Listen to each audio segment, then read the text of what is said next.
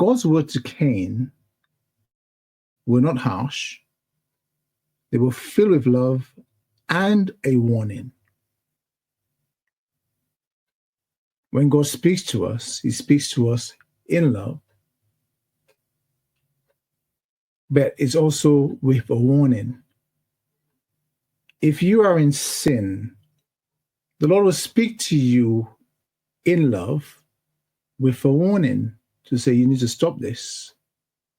For example, if you were committing adultery, for example, and you consistently committing adultery, and the Lord already warned you, say you don't do this. Repent of this. But in that warning, there's love. The reason he's warning you because he loves you and doesn't want to see you lead to, he doesn't want you to go into destruction. So he's telling you this behavior that thing that you're doing, I want you to stop it. And if you don't stop it, there's a price to pay. The wages of sin is death.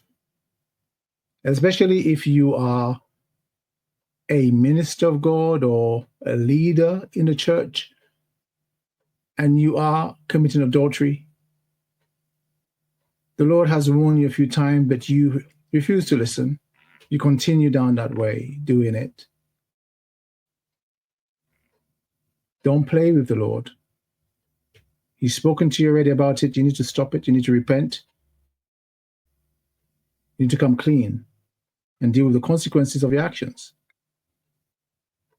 But the Lord wants you to repent of it and deal with it.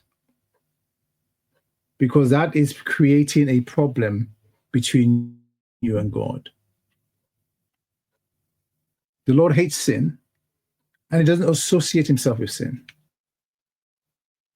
And if you are living in sin, yet still you're saying that you're holy, you're deceiving people around you, but God sees your heart. God knows what you're doing, and he's warned you about it.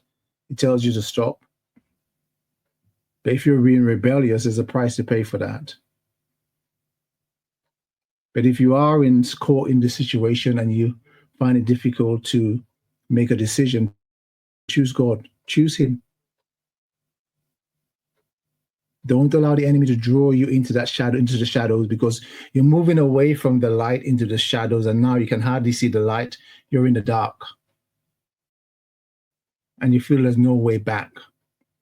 But the Lord is calling you back to that place of repentance and reconciliation. And if you are in that place, I pray that you come out of it and you turn to the Lord. Turn back to the Lord and come repent of your sins and get back on track with him. So God's word to Cain were not harsh. They were filled with love and warning. Sin is crouching at your door. It desires to have you, but you must rule over it.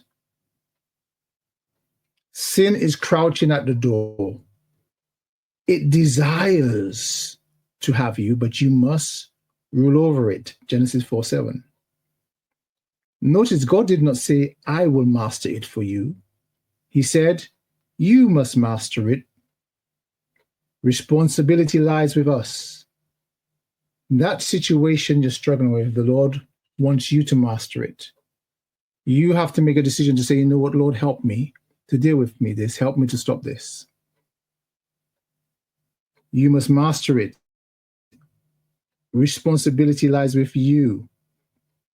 God provides the insight, the strength, and the spirit, but we must choose obedience. Are you willing to obey God in the situation you're in? Even though you're in a vulnerable situation and you have fallen short, are you willing to obey the word of the Lord? How much does the word of God mean to you? Does it mean anything to you? If it does, you will obey it. You overlook the desires of the flesh and turn to the Lord because you know that your salvation is more valuable than any sin that you deem special to you. Because people consider particular sins to be special to them. They cannot leave it. They tend to keep on going back to this particular sin because that's where they find some form of value, some form of purpose. It's something they feel that give them comfort, and it's destruction in their life. But Cain chose differently, and in choosing to act on his bitterness. So you can choose to repent, or you can choose to continue onto the road of destruction. And like Cain, choose to act on his bitterness. So he did not surrender his life to sin, to God. He surrendered his life to sin, because sin was waiting, crouching at the door, waiting for an opportunity. And God was trying to tell him to come. Let's reason about this. But he rejected God's offer and he submitted to sin. Have you submitted to sin? Is sin ruling over you? Although you were once in the church, you were born again, but now you're in that place where sin dominates and sin controls you, but it's never too late. All you have to do is turn to the Lord, reconcile back to the Lord. Like the prodigal son, he went off and did his own thing. But eventually he turned to the Lord. He turned and said, you know what, I'm going to go back home. And the Lord is waiting for you to come back home, because he leave the 99 and go after that one. And you are that one, maybe, that's lost. And the Lord is calling you back to that place of reconciliation and repentance. So do not harden your heart if you hear his voice calling to you. Surrender to him, come back and reconcile back to him, because he's waiting for you, arms wide open, because he loves you. So Cain surrenders to sin. So he lost more than his brother. He lost his future. So Cain didn't just lose his brother, he lost his future. Are you willing to lose your future because of sin? How many people have lost their future because of anger, because of rage, because of bitterness, because of all these things, resentment they carry in their heart, reacting to a situation in anger result in prison, death, etc. You need to pay attention to the voice of the Lord. When the Lord calls you, when he speaks to you, pay attention to him. Let's look at the modern day Cain, when we carry what God wants to heal. Today, many believers are walking around with hidden anger, disappointment, and shame.